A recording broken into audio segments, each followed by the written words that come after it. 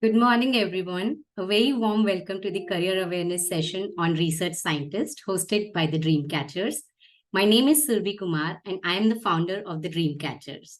So let me start with telling you a little bit about the Dreamcatchers. So we are an education consulting firm with a mission to assist students in realizing their dream of obtaining a quality and best fit education. So how do we do that? For grade 9th and 10th, we assist students with stream and subject selection. For grade 11th and 12th, it's primarily course and college selection. When it comes to higher education admission guidance, we deal with both overseas and Indian universities. So for grade 9th and 12th, we primarily start with the psychometric assessment, career fitment report, individualized counseling, action plan providing, and career paths. So just keep in mind that psychometric assessment is a starting point for us. But through our individualized counseling, we really get into the details with the student and then work on creating an action plan for them. When it comes to higher education admission guidance, we assist with profile assessment and building, country and course shortlisting, best fit college mapping, letter of recommendations and statement of purpose guidance, scholarship guidance, interview preparation, and visa guidance. Okay. So let's move on to the lineup of our session today. So in next 45 minutes to 1 hour, you can expect to hear more around the research science as a career and particularly life sciences. So we'll give you an overview around the day-to-day roles and responsibilities, skills and competencies needed, subject combinations, supporting curricular activities, common college pathways, colleges in India and across the globe. See the top ones. Recruiters in India and across the globe. Now, just keep in mind that it is primarily an overview. So we will not dive deeper into the specifics. We might be just touching the tip of iceberg today. So by no means it will have comprehensive information. The key goal is to furnish you with certain details and then empower you to further explore additional information on your own, or you can reach out to us to seek any further assistance. Okay, and then after that, we will move on to the fireside chat with Dr. Varun Aggarwala. We'll also try to keep some time aside for Q&A. So please keep posting your questions in the chat box. It will be shared with the host and the co-host. And depending upon the time we have in hand, we'll take a few questions as well. Okay. So let's move on. So I'll just start with the very basic thing and just to check everyone's knowledge here. So I'll just put a question on the screen and yes, you can start putting in your responses. So life sciences and physical sciences means one and the same. I can see few responses coming in. I'll keep the quiz open for like say 10 to 15 seconds and then I will share the result. So just start putting the answers as soon as you can. So by now only 50% of you have responded. So the question is, or the statement is, life sciences and physical sciences means one and the same. True or false?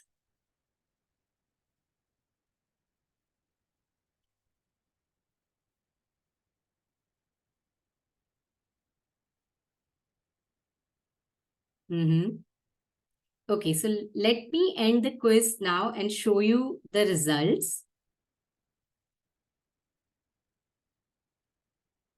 Yeah, so I think majority of you who responded, or rather all of you, you are absolutely right. It's a false statement. And in the further slides, we will get a better understanding as well.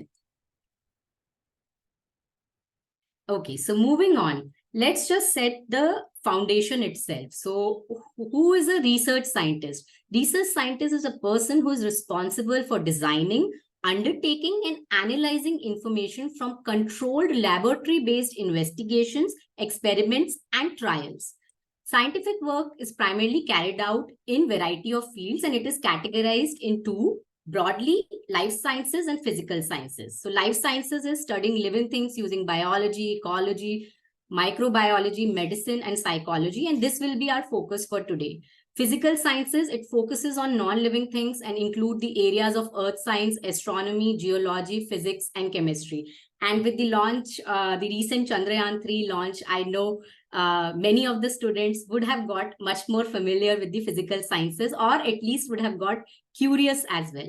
Now, coming back to life sciences, the area of specializations include bioinformatics, biotechnology, genomics, microbiology, neurosciences, pharmacology, so on and so forth.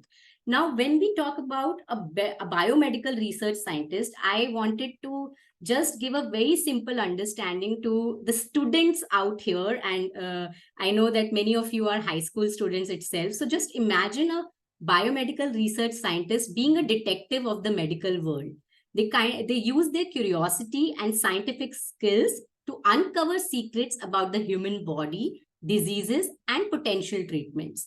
So imagine them as explorers venturing out into the unknown to find answers that could change the way we understand and treat illness.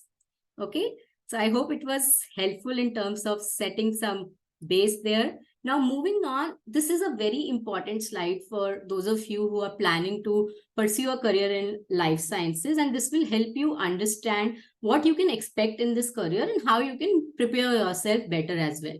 When it comes to roles and responsibilities, it involves designing experiments, doing a lot of lab work, data collection, data analysis, writing reports and papers, collaborating with the industry or academia to apply the results of research and developing new techniques, products, or practices, attending academic conferences, carrying out the field of work to inform their research as well.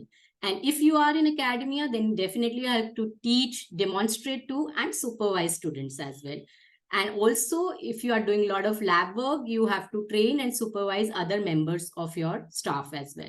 Applying for funding to really conduct your research, definitely you would need funding. So you will have to take that work as well. When it comes to skills and competencies, research and observation, data management, data analysis, detailed oriented, good analytical skills, communication skills. And for those of you who have attended our earlier webinar as well, I think I've mentioned, and I would not shy away from repeating again, that communication skills, irrespective of the profession you take, it's the key. It's very, very important. Technological literacy, self-directed learning, and being persistent. It's not that the experiment which you start definitely will be successful, but you should take your learnings and continue the path. In terms of subject to study, PCB is a very good combination. So biology, chemistry, physics. But even if you consider taking mathematics and statistics, it will really form a good foundation for you for the future work itself. Taking computer science as an additional subject to study will definitely be helpful.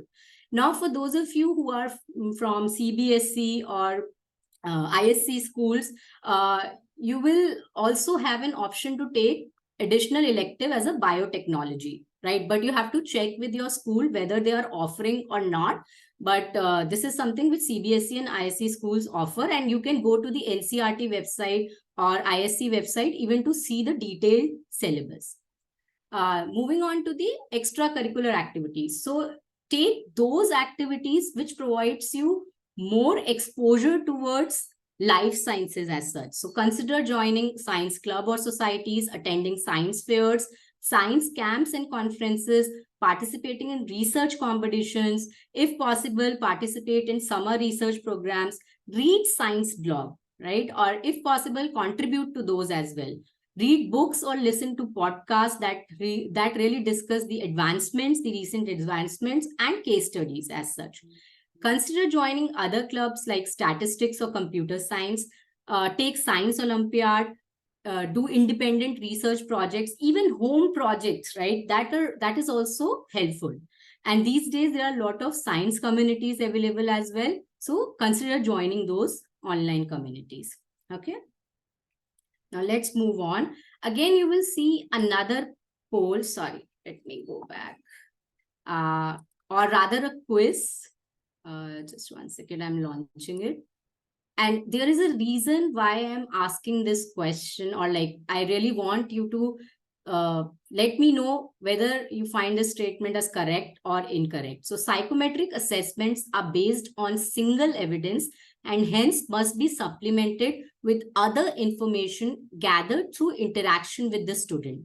The assessments cannot be used in isolation, and a multitude of factors should be considered while zeroing down on career options.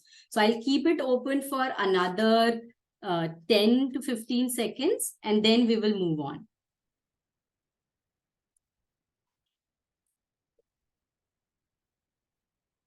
So I see close to 21 participants right now. And only 50% has responded so far. So put your responses quickly. Great. Very nice. Okay. As majority of you have responded, so I'll end the quiz right now and I'll just share the results so that you can see yourself.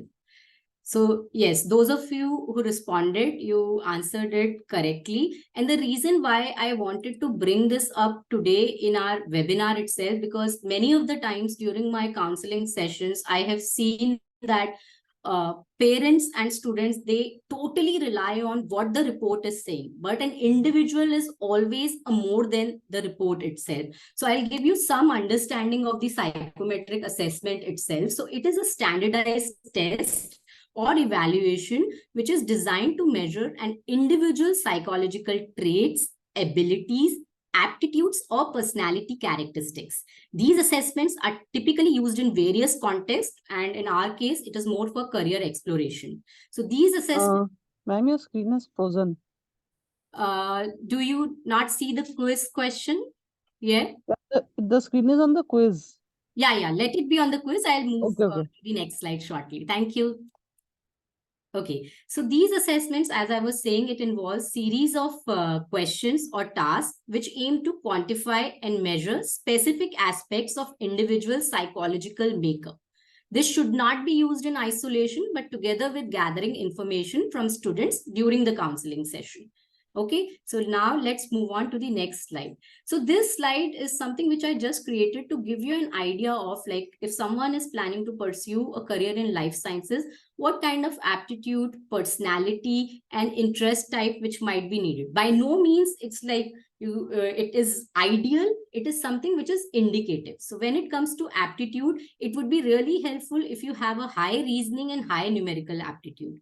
When it comes to personality, from an emotional orientation standpoint, being strong, having resilience, that would really help you thrive in this career. From a learning orientation standpoint, being experimental and even being organized or focused, that would really help you. So if you have this personality, you will naturally align yourself with this career, or you can really focus on developing your personality as well.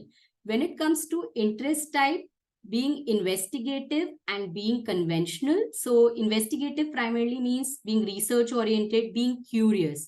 When it comes to conventional, being structured, being very organized, that would really help. Okay, so it's just to give you some indication there. Now let's move on. So this is again a very important slide in terms of the common entry pathways. Again, I would not say that it's all the pathways, but some of the popular ones as such. So talking about pathway 1, so if you pursue your Bachelor's of Sciences in Life Sciences and Master's of Sciences again in Life Sciences, and then you can plan to take go for MPhil and PhD followed by PhD, or you can directly enroll for PhD as well. And I'll come to some details regarding MPhil and PhD as well. Then you can either take another pathway where you take any life science subject. You can do BSc or BS. So BSc is for 3 years and Bachelor's of Sciences is for 4 years. And now with the national education policy, which is being rolled out gradually, it might happen that there will be some changes even in the BSc courses as well in terms of durations and degree too. After that, you can pursue Master of Science and then take MPhil or PhD route, or directly a PhD route. You also have an option of doing integrated BSc and MSc or integrated BS and MS. There are quite a few colleges in India which offer that. Then again, you can consider pursuing MPhil PhD path or go for PhD itself. Now, another option is do BSc in any of the life science subject and then do integrated Masters of Science plus PhD. Moving on, even BSc Medical Sciences and MSc Biomedical Sciences, is also an option. And then you can take MPhil and PhD route, or you can directly go for PhD.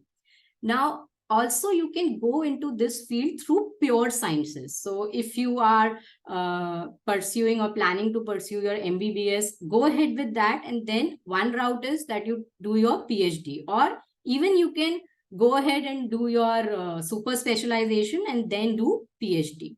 There are other popular routes too, like doing your BTech, MTech, or MS and then doing PhD, or even students from pharma background can also consider this route too. Important thing to keep in mind is that it is a long duration pathway. So you have to be really, really prepared for it. In terms of jobs or full-time jobs, you can consider working at CROs or clinical research organization, pharmaceutical and biotechnology companies, government research agencies, academic institutions, research institutions or institutes, and hospitals, both private and public. Okay, so let's move on. Now, when it comes to overseas, US, Canada, UK, and Australia, they offer good courses both at undergraduate level and postgraduate level.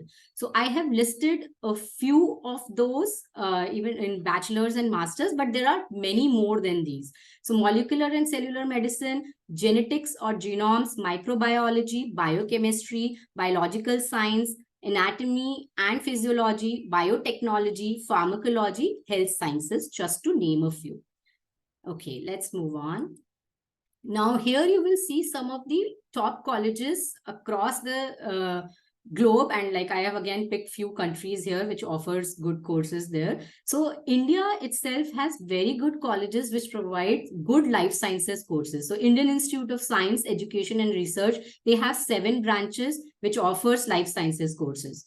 Indian Institute of Science, though it's more popular for physical sciences, but also have few life sciences courses. Many of the colleges in DU, at JNU, and even Department of Biological Sciences within TIFR is also a good option. When it comes to US, Harvard, Stanford, California Tech, MIT, UC Berkeley. Canada, University of Toronto, University of British Columbia, McGill, University of Alberta, McMaster. UK, Oxford, Cambridge, UCL, Imperial College of London, the University of Edinburgh. Yeah. In Australia, group of 8, all those universities offers the life sciences courses, but I have just taken the top 5 as such. So University of Melbourne, University of Sydney, Monash, Australian National University, University of Queensland. Even other countries, European as well as Asian, they have good colleges. And again, I have tried to name a few. So hope that's helpful. I also wanted to give some information to these students out here. Again, like we touched upon where they can expect to work, but what are some specific companies where they can expect to work? So when it comes for CRO in India, Vida, or globally LabCorp, pharmaceutical and biotechnology companies, like these names actually became household names during COVID times, right? I hope some of you would recall. So Serum Institute, Bharat Biotech, AstraZeneca, even government research agencies like ICMR or Council of Scientific and Industrial Research, National Institute of Health, which is in US, or NHS, which is in UK, academic institutions like Geo Institute or Institute of Genomics and Integrative Biology, MIT, Harvard. When it comes to research institutes, Reliance Life Sciences, Broad Institute in US, Scripps Research, Jackson Laboratory, hospitals, AIMS, Apollo, Fortis, and in US, Mayo Clinic, right? To name a few. So this will give you some indication around where you can expect to work if you pursue your career in life sciences. So with that, it's more around what I wanted to cover from my side. And as the highlight of our session today is Fireside Chat with Dr. Varun Aggarwala. So I just wanted to check whether Varun has joined us or not. I am here. Okay, hey Varun. Hi. Okay, so I'll just start with giving a brief intro of him. He's an assistant professor of biomedical and life sciences and principal investigator of the microbiome therapeutics laboratory at the Geo Institute, Mumbai. He has a stellar academic journey. He studied from top institutes like Indian Institute of Technology, University of Pennsylvania, Mount Sinai Hospital, in the fields of computer science, machine learning, statistics, and genomics. Varun's commitment to societal betterment shines through his belief in paying knowledge forward, and that's why he agreed to do this session with us today. So, without further ado, let us kickstart our chat with him. So, welcome, Varun, to the Dreamcatchers Career Awareness Series. Very happy to have you here. Thank you. So, let me know, how do you want me to proceed? And I apologize for a slightly sore throat, but I have prepared a couple of slides to just give a better background about me. And also, I feel that would also help a lot of other students. If you want, we can do that, or we can directly take the questions, or whatever you deem appropriate. Yeah, go ahead and share your slides and just Okay. initiate the conversation, and then we'll quickly start with our questions as well. Okay. I think now I think I can share it. So let me quickly, there are more slides, but let me quickly go through them. Okay. So who am I? So I actually didn't have a very straightforward linear path towards what I am doing now. So I would be actually very honest with you. Unlike a lot of kids here, I had zero original thoughts of my own. I had no idea what I wanted to do in life. So what do most people do then? My parents asked me to prepare for JEE. So somehow I got a good rank.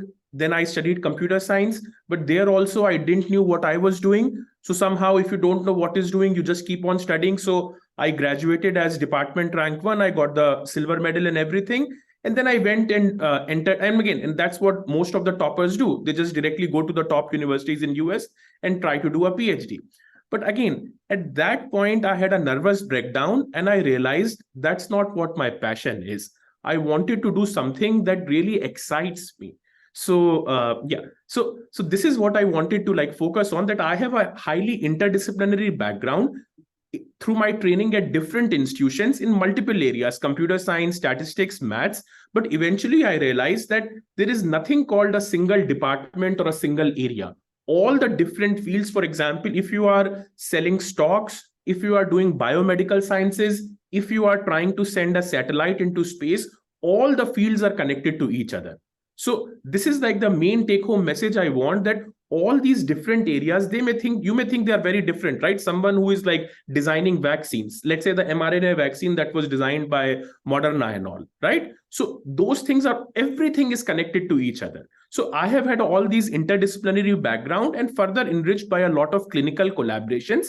And now what I do is I try to engineer the bacteria for health and disease. For example, if you have acne on your skin, or if you have colitis on your skin, so what kind of bacteria can we put there to reduce the inflammation? And I use my skills in all these different areas: computer science, AI, DS, genomics, biomedical sciences. I work very closely with clinicians on clinical trials and all, in order to solve a problem. So this is what I want to focus on. Your focus should be on what skills you can get so that you can solve a problem. And then this is just one thing I wanted to say. In my time, we didn't have this national education policy, but all of you are so lucky, because now the government itself is realizing that the era of courses, era of degree, era of very straightforward path is over. So, and this is something I try to implement in my class. So in the national education policy, the first thing is flipped classroom. So you are supposed to focus on reading and all during your break time, and in the class only focus on project, group work. How can you do experiments together? How can you learn through exactly the same projects, right? For example, a lot of you are learning about parabolas in your high schools and all. But if you think about it, that parabola is used in virtually every field, right? Or if you are learning about statistics or probability, that is used in finance. That is the core industry of finance, insurance. That is the core thing about, whether this person, what's the likelihood this person will get disease or something, or will the website crash or not. and something. And so focus on this experimental learning and all. And this is what the national education policy focuses on. So you are lucky in your career, you will have the choice to design your own major and minor. So for example, I only studied computer science, but if I can go back in time, I would take some classes in CS, some classes in statistics, some classes in biology, some classes in like healthcare, and some classes in history, because that's what really drives me and motivates me. But anything, so I can just give you a few examples of my research and all, like all these very different things, like human bacteria role in health, disease, or like we hear about disease risk profiles, everything. So trust me, if you want to work on these real high impact problems that are relevant for the society, you need to develop a core skills. You need to develop core skills, have an open mind, so that you can work across disciplines, talk to people in different areas, and of course have wonderful communication skills. So that is my take home message.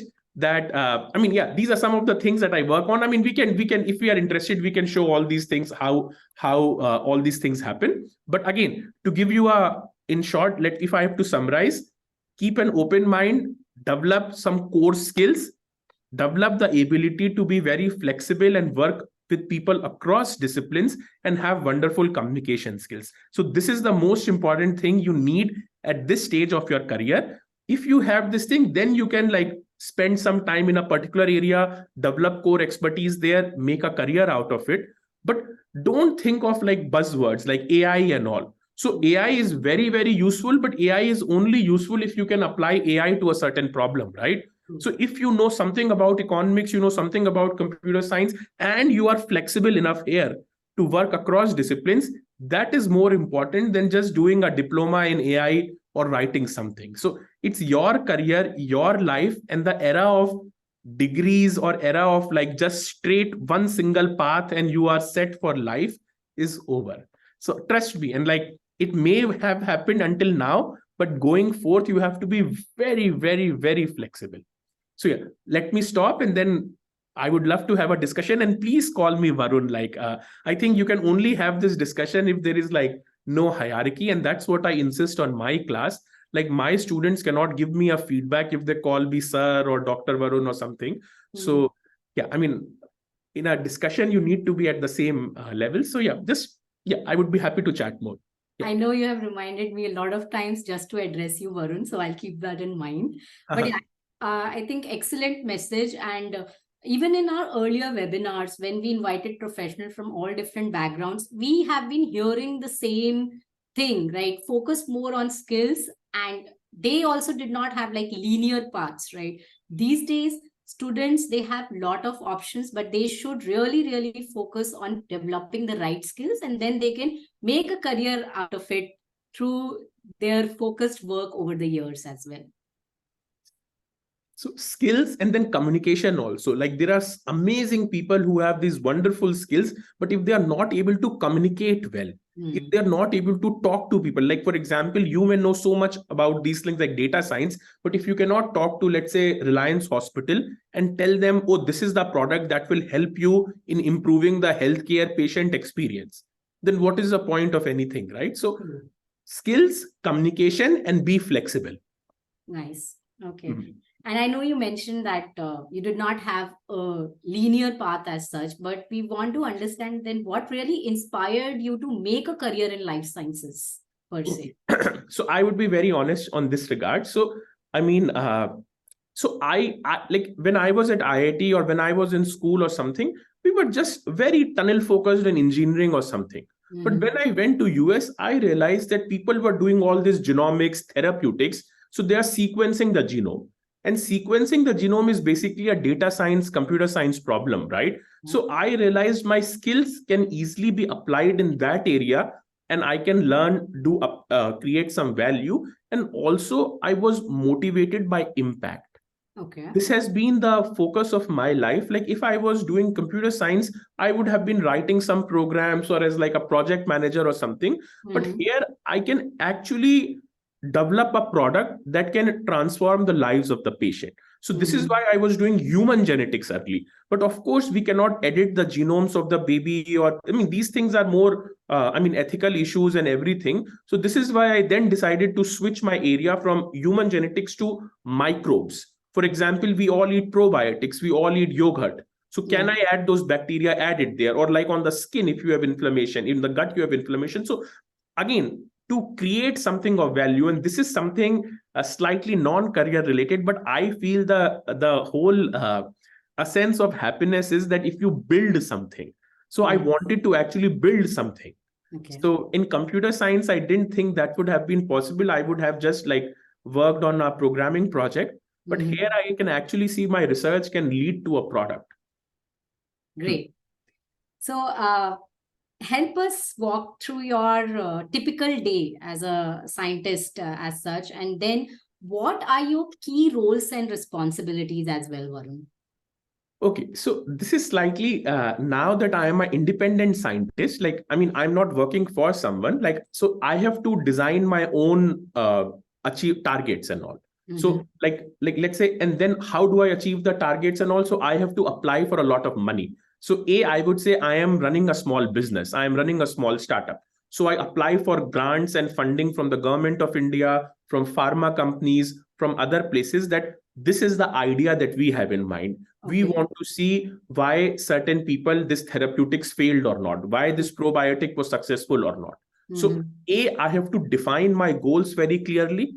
Then I have to, as a scientist, there is no one who is telling me this is how you should do, this is how you should do. So I need to even think and come up with like a solid plan. This is how I will address this open problem. The open problem is, let's say, why is this probiotic not sticking in the patients or not?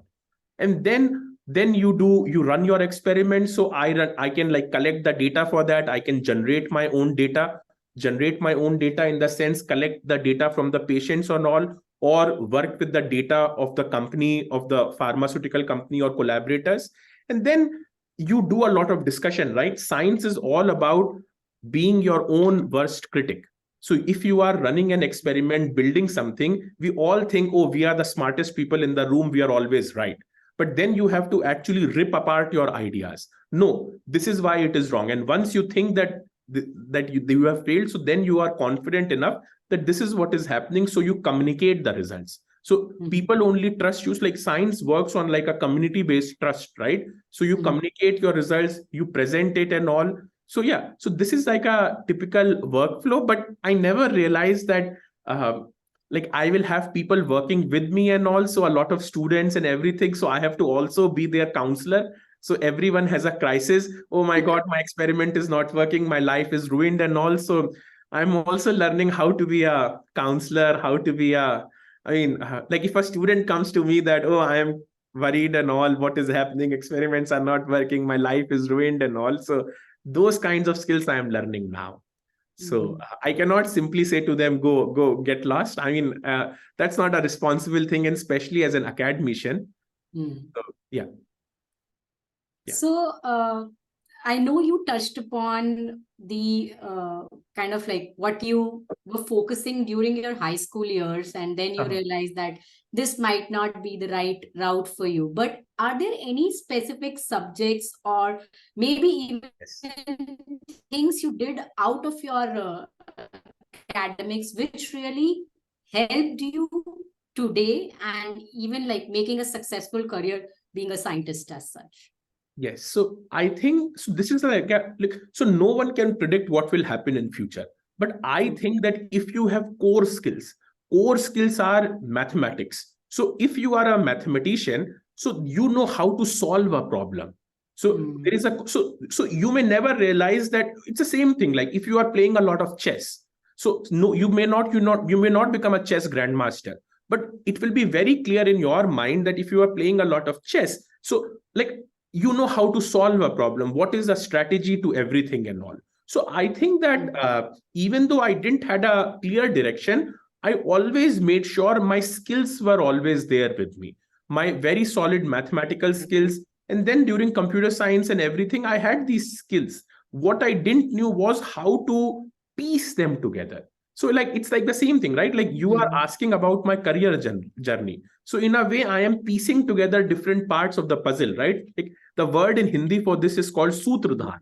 So you are threading together the different pieces and everything together, right? So my point is, you never know, like you are doing a lot of computer science, you are doing a lot of project development and all, building some things. So maybe it may not be very useful, but 5 years down the line, you realize that those skills, like how it helped you, may help you in a tangential way 5 years down the line. Like how to communicate well. Like we all write reports, we all make presentations. So we may think, oh, this is absolutely BS. But sometimes there is actually value in that BS, right? Because at the end of the day, my ideas are only as good as if I am able to communicate it well to someone. So this is something that I really want all the, like, you may never, you are all reading Shakespeare, you are all reading Dickens, right? You're all reading all these different authors. You may think that this is a pure waste of time, but sometimes I think that the way in which you are able to condense that information, make a story out of it, those are the skills you will need in your career later, right? If you have to sell a product, you have to create a story around it. So you learn what are the gaps in the knowledge and how we can address them. So I think, yeah, that's what happened with me.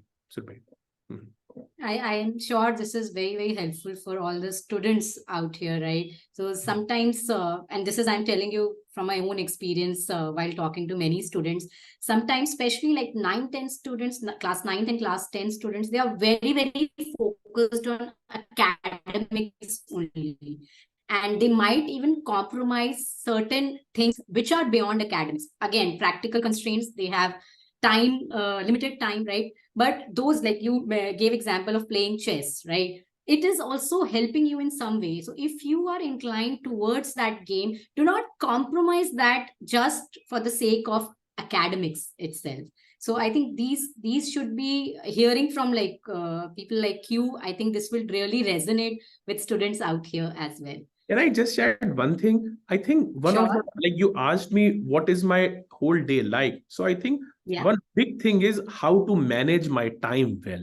So the stuff that our students are doing in class 11, 12th, 9th, they have so many subjects, they have so many interests. They have, again, like at this age, you are mature enough, you want to, like, you have so many friends, and then there are crises, everything there. So a lot of those skills will actually help you later, how to manage relationships. For example, I am very, very bad at managing relationships. This is why I am in academia, where I can do things my way. But I find it very hard to work with a lot of people because I never focused on how to handle conflict.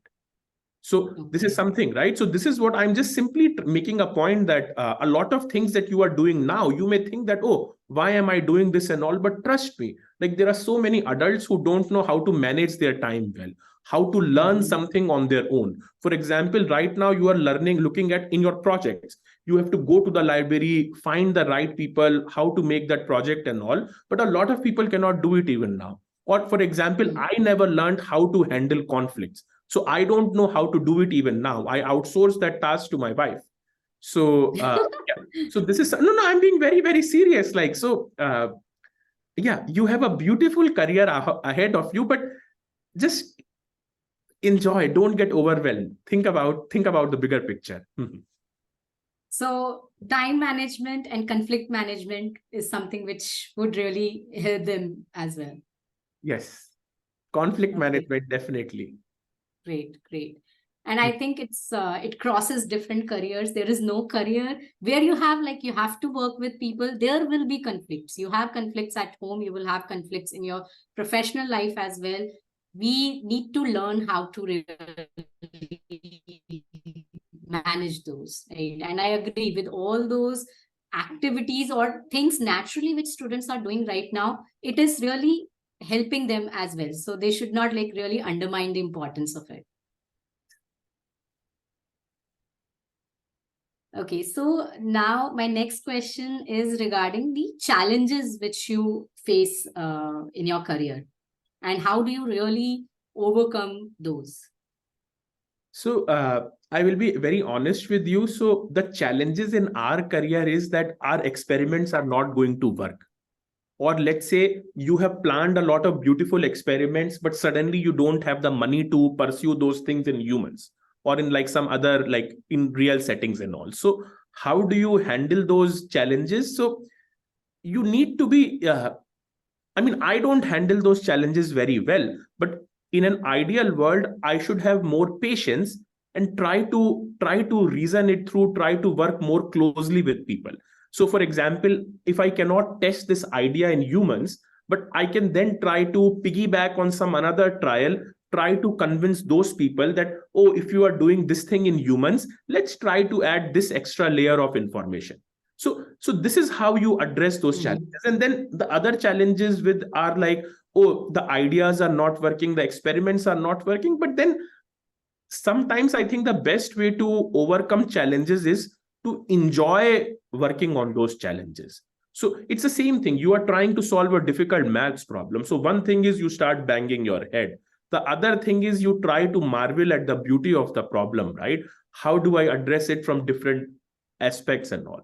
So those are the two challenges in my field. So one thing I have made it very joyful, like, oh, this is such a difficult problem, how to address it. And the second thing, again, that is like the funding and everything. So I think my wife is my best. She's also a scientist. She is also a collaborator. So I try to use her expertise. So basically I try to identify other people who can solve my problems.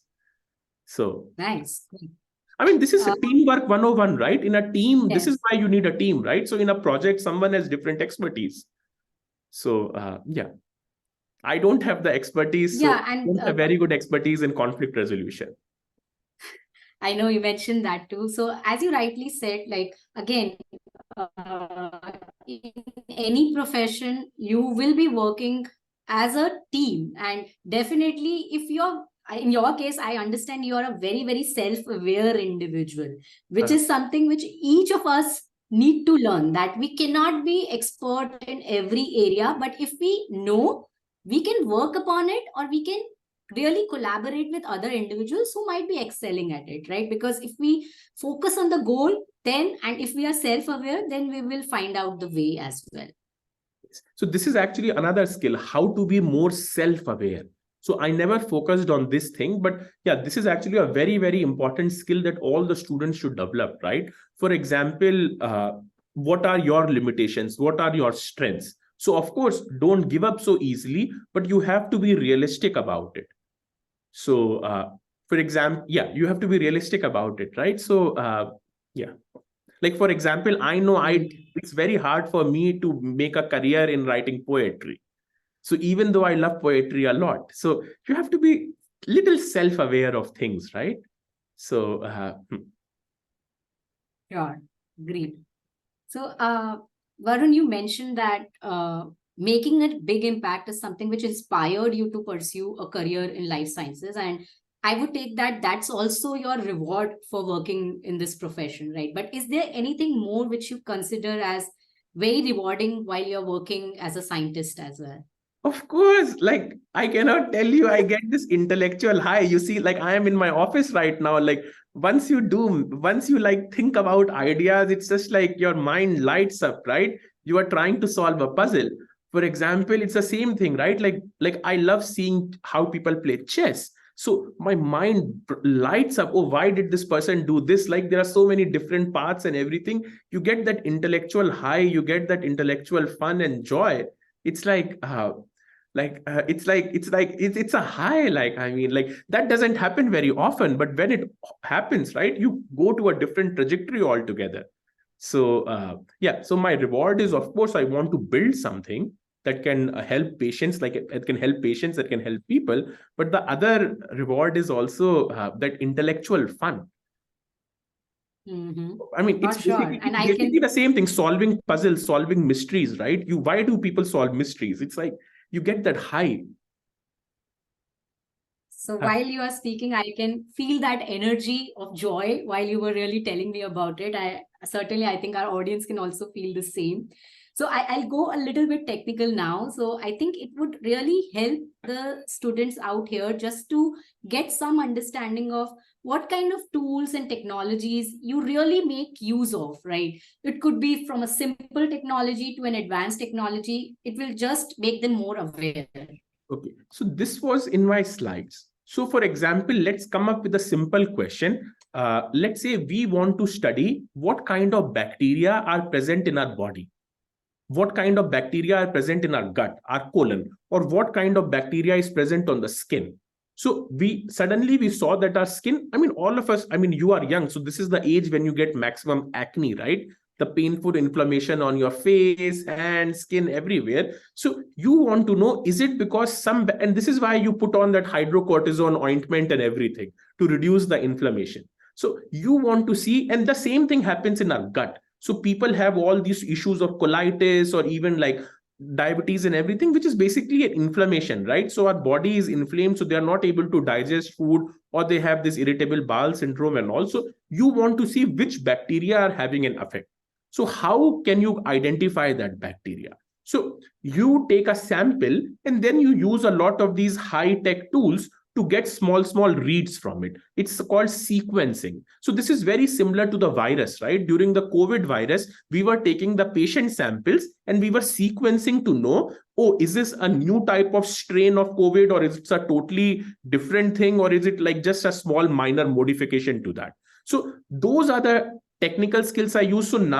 So I use a lot of those technologies, but that is actually a computer science problem. So you get small things. So it's like how to piece all of them together. For example, when Surbhi and I are speaking, so you are anyways using AI to figure out that, oh, this is my waveform and this is her waveform. So let's imagine if all these waveforms are jumbled up, you can still know from patterns. So this is Varun voice, this is Surbhi's voice, this is person's X voice, Y voice, and so on. So I use all those skills. And then once I have those bacteria, I try to grow them in my lab. I try to see how is it interacting with the other bacteria.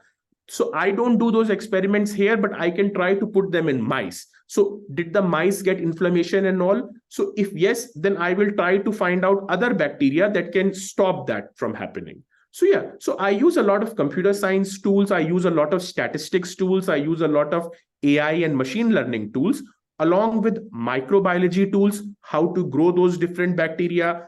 Then a lot of animal models tools, that is how to put them on skin and everything. And then immunology, how do they interact with the immune system and all. And then finally, in a team, you try to work with people who can design new bacteria. So you know that, oh, this bacteria. So these are the kind of new drugs, right? Oh, this bacteria, we want to target this portion of the bacteria. So how to identify that, how to design that. So yeah, so basically modern science is not a single pursuit. Like it's the same thing when we have sent the rocket to the moon. So like so many different people are working together. We have physicists working together with astronauts. We are working with aeronautical engineers. We are working with chemical engineers who are designing the fuel. We are working with like people who design lasers, people who design cameras for the rover and everything. So you have core expertise in one area, and then you work with everyone together in order to solve these problems. So my core expertise is computer science, AI, and statistics, but I have also learned enough from different fields so that I can take their expertise, I can work with all of them closely in order to create a product. Got it. Yeah, this is the short summary. I can show you some slides and all based on that. So how do I identify the bacteria from all this data? And then how, like one thing is to design them, or another thing is to pick up from the patients and then give it to the patients. And also, yeah. So yeah, you need to have some expertise and then work together with everyone in order to solve that. Got it. I think that should be helpful to the students out here. And to the audience, I just want to remind you, if you have any questions, please post it in the chat box and it will come to me. And I know we have like 10, 12 more minutes to go. So if there is a question, I will take that up in between the chat itself. So feel free to post your questions as well. So in the interim, like, let me go ahead and ask my next one. Yes, Any future trends do you see in this field? And maybe it's a very broad question as well, Varun, but anything from your end which you see as the future trend in the life sciences and specifically biomedical field? So yes, so I mean, I am very bullish. So this is why, I mean, I have what they say, right? I have real skin in the game. I think it is inevitable this is the era of biomedical sciences. We will all try to improve our health. We will try to modify our human health, try to address the disease on a personal level, on like a population level or everything. I'm sure like all the parents or the grandparents, they are taking, let's say, statins for their cholesterol. So the question is, they are taking the same standard dose of statins, but for some people they need a higher dose, lower dose. Some people it should be a more personalized dose, right? This is the whole idea behind personalized therapeutics. So you will have to have people with data science, biomedical science background who can collect a lot of patient samples, work closely with pharma to figure out what is the optimal dosage based upon your body and all. Or if you are thinking in terms of, let's say, you are like, I think right now, I mean, we all have babies the old fashioned way, but let's say a lot of people are using IVF facilities and all. Just giving very simple example, right? So you would want to know what is the risk for the baby. So let's say you have breast cancer running in your family or colon cancer running in your family. So you will have to have people who can work as genetic counselors, people who can look at your genetic profiles, people, you and your spouse, and then try to see, oh, this embryo, the chance of this particular disease is more or less. So implant this embryo versus the other. So these are just like, or very simple thing, right? So, or for example, we take all these, let's say like for skin diseases and all, like all these bacteria, can we design the bacteria to target something? Or let's say even the new type of cancer drugs to all. So they are not the old fashioned chemotherapy or surgeries. They are very targeted immune checkpoint inhibitors. So can you add some adjuvants and all based upon your profile? Or let's say you have cancer, you take the tumor out, put it in mice, see which combination of drugs works best, and then try to do the same combination in humans. So I think as we get more prosperous, so the biggest challenge for all of this in India is that we do not have the money to seek better treatments and all. So, but the healthcare field is the one that is the most ripe for transformation. And even not even this thing, right? Like, look at how we all get the same, like even not without all these things, right? Like right now, our healthcare industry is completely fragmented. So you go to this doctor, there is no concept of clinical records. There is no concept of, let's say, certain people are taking drug A, it works. Certain people are taking drug B, it doesn't work. So there is no way to collate all this information and ask question on a bigger level. So we are going to, like, the future of healthcare in India will be very different from what we have right now. Small practices and all, that's not just sustainable at all.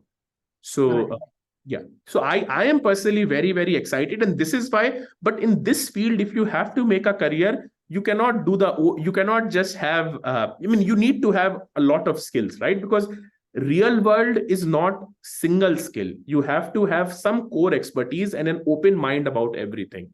Yeah. So that concept is something which I call as a concept of T, where you have to like, vertical line is more like you have an expertise, you are deep diving into that area. Then there is this horizontal line, which are like broad skills as such. Yes. So yeah, and this is just inevitable, right? Like, I mean, and it's not even that. Think about it, right? Like a lot of people get cancer, and then after some time, the cancer is in remission, and then it relapses. So what happens in the midwhile? Which lineage of cancer is expanding and all? Can you try to detect it earlier? Can you think of some other metabolites and all to target that? We have simply not been asking these questions yet in India, but it's inevitable that we have to move towards that. Got it. Okay. So, yeah. So that's helpful, Varun. And I received one question from one of the parent in the audience, Professor Juhi Ranjan. She's asking your view on what courses can a student pursue? What courses can a student who is pursuing biology, chemistry, and psychology combination in AS level, class 12, which is like Cambridge board as such, in graduation, in India or UK or US? So bachelor courses particularly. So my point is that, what would be your advice? So my advice is, choose courses wisely. I think you need to have some mathematics, some statistics, some programming idea. You need to have classes in all these things. But after that, you need to be in a university where you can talk to people across areas. So this is my problem with IITs. Like in IITs, if you want to do this thing, they aren't physicians on the campus. They are, so you will learn a lot through projects. So my point was, choose these classes and join a university where you have an option of doing projects with a lot of different type of professors. So yeah, so if you are doing psychology and all these things, it's very good. But the real skills that you will get is if there are practicing psychiatrists, if there are people doing psychology research on campus, you can then work in their lab. So you will work with real data. You will work on real samples. It will teach you way more than you can learn in a dry class. So develop some. So I would say take classes for the first 2 years, and then the next 2 years should be completely projects, completely projects across areas. So yeah, so you need to be in a university, be whichever university it is, that allows you the freedom to do so. So this freedom is very, very important, because then you can really explore the whole. I mean, the world is beautiful. There's so many different ideas and opportunities. So yeah, you should have that freedom. And this is why all good universities in the West, they do not just have engineering school or sciences. They have engineering, sciences, law, finance, medicine, all in one campus. And this is what we plan to do at Geo Institute, or the new universities like Ashoka and all. They are also going towards that model. So have engineering, sciences, liberal arts, medicine, everything in one campus. Agreed. I think again you are talking about more like a multidisciplinary approach. Yes. And as you said, yeah, in West, specifically US and not UK, but you have colleges or courses where first 2 years you kind of study all the subjects, and then you go ahead and do your specialization as well. And I have seen instances where student went with a particular mind that they would want to pursue this specific course, but once they got the broader exposure in the first 2 years, it was a totally different course, or a subject which they majored in, right? So I can see a hand raised by Garima. So Garima, let me try to unmute you, and then maybe you can go ahead and ask. May I ask? Yeah, go ahead, Garima. Am I audible? Yeah. Yeah, Thank you, Varun. That was a very, very enriching session. Yeah. You guided so deeply and so simply as well as deeply. I would like to request, if it's possible for the organizers, can I have a recording of this session? Reason being, the way you have explained and communicated has been thoroughly awesome, but I cannot communicate it the same way to my son. And my son is in a residential school, and he just showed his interest once that I would like to go for research. But the way you have made the concept so clear, I'll not be able to translate it to him. So can I get a recording of this session so that I can play it to him, and he write down his points, that what all was the crux of this session?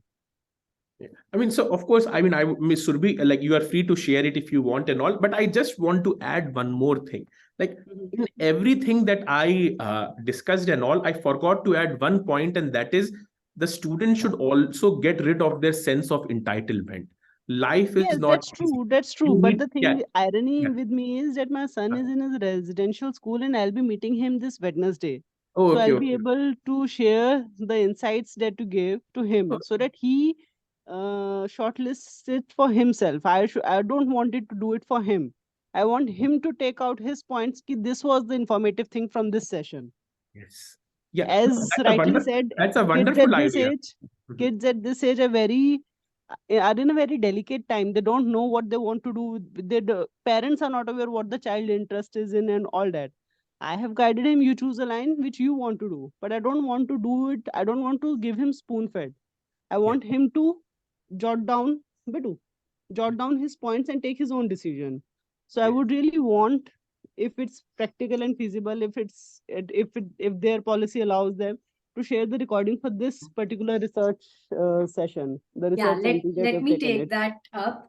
Of course, Miss Garima, we actually put all our recordings on our YouTube channel as well. So even you'll get Varun's recording, as well as even our past guest speakers recording as well. And as a closure to this entire event, I definitely send a feedback form to my attendees so that I can also improvise in terms of what you want to hear, and you will also eventually get a YouTube recording link. So Sure, this is thank why you. I was And not telling Varun, a lot of jokes, because like normally my classes are way too controversial with a lot of jokes. But since this was recorded, so I had tamed down a lot of things. But no, but Varun, I really appreciate the way you have brought forward the points very simply, very deeply, and very practically. You made it sounded very practical. So that like one person cannot be master in all the skills. So you need a team to master some other skill, to a second person to master the conflict and all that, which is very important life skill for a child to understand. thank you. So Thank I really you. appreciate your communication that way. Mhm. Thank you, sir. Happy to hear that feedback for you, Varun. And I'm sure, like all the other parents and students out here would be saying the same, but we are limited by time right now. We are at 12:30. So if everyone, including Varun, if you have a couple of minutes, I would also want to see the lighter side of Varun by asking few lighter questions. Should I go Yeah, ahead? I have a few minutes. Don't worry. Okay. So one fun fact about you. So I don't think about fun fact and all, but I really, really like. I mean, I really like working together with my kids. So my childhood was not a very happy childhood. My parents loved me a lot, but I was always study, debate, and all. But I really like to build things with my kids. So I really like. I mean, building like a dollhouse with my kids. I am building. Dollhouse with my kids. I am building like a kitchen set with my kids. So I really like those things. The fun part about me is that I am trying to relive my childhood through my kids. So yeah. Absolutely. I have an 11-year-old daughter, and I can relate to it when you do activities with them. I think it's a stress buster for us. Yeah, and remember, we all read that poem. Like, I never realized I will ever experience that poem, right? Subhadra Kumari Chauhan, like, मैं बचपन को बुला रही थी, बोल उठी बिटिया मेरी, नंदन वंशी पुलक उठी, छोटी सी कुटिया मेरी. So it's again like I think I read that poem in class 6, but now when I have my daughter who is 6.5, my son who is 2, like suddenly I feel those things. Like I told you, my interest is in poetry, and also all those, that is a fun part about my life. Like I am actually reliving my childhood as a parasite, I would say, through my kids. Nice. Great to hear that. Okay, next. Can you hear me? Yeah, I can hear you. I think your voice is coming slightly delayed. Okay. Maybe there is some network issue.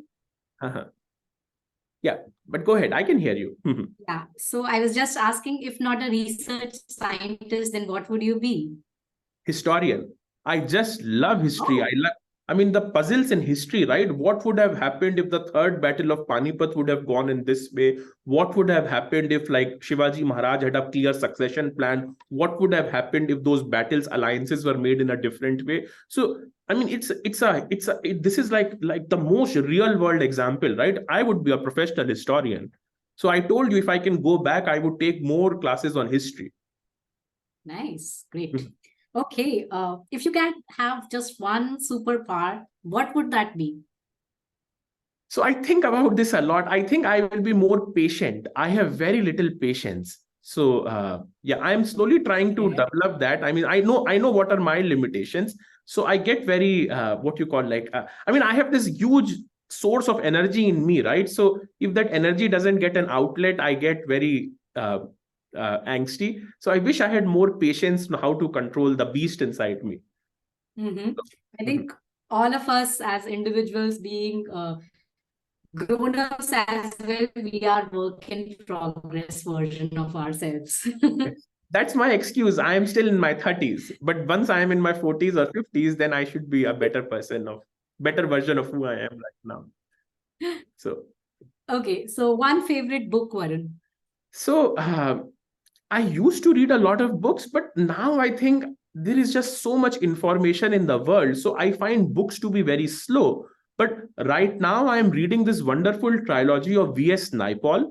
So he was the Booker Prize, and I think he also won the Nobel Prize in Literature. So he has this wonderful book on like the India land of million mutinies. So he was a distinguished Indian person and like living in Trinidad. So V.S. Naipaul is basically Vishweshwar Nepal. So he was from the Purab region and all. So he has this, and he wrote this book in 90s, trying to understand what is happening in India. And then his point was all that chaos. And even India right now is a land of mutinies, right? So many chaos, everyone has their own drama and everything going on. But his point was all those million mutinies converge into a grand rejuvenation story. So it's just fascinating. The insights I get a high. Got it. Good. Thank you for sharing that with us. One last one, which is, what's your favorite quote, if any? Actually, I don't have I mean, again, I love talking to people, and also there are so many favorite quotes and all. But one thing that really moved me in UPenn was, and UPenn was founded by Benjamin Franklin. He was a wonderful person. He was a diplomat. He was an inventor, businessman. He was the Constitution ambassador, patriot. So his focus was, do not waste your time. Do something. Build something. So he had this whole beautiful quote and all in like that old English, but that stuck very deeply to me. Like, don't, and it was like, don't, like, do something, like at least clean your house. Don't sit idle. Always do something, build something, do something. So, Okay, got it. So with that, we are coming to the end of our webinar today. Very insightful session, Varun. Thank you so much for that. And thank you for all the folks who joined in today and stayed a little bit longer as well. And as mentioned, we'll also share the recording too. So thank you once again. Have a good rest of the Sunday. thank you. Thanks. Bye. Bye bye.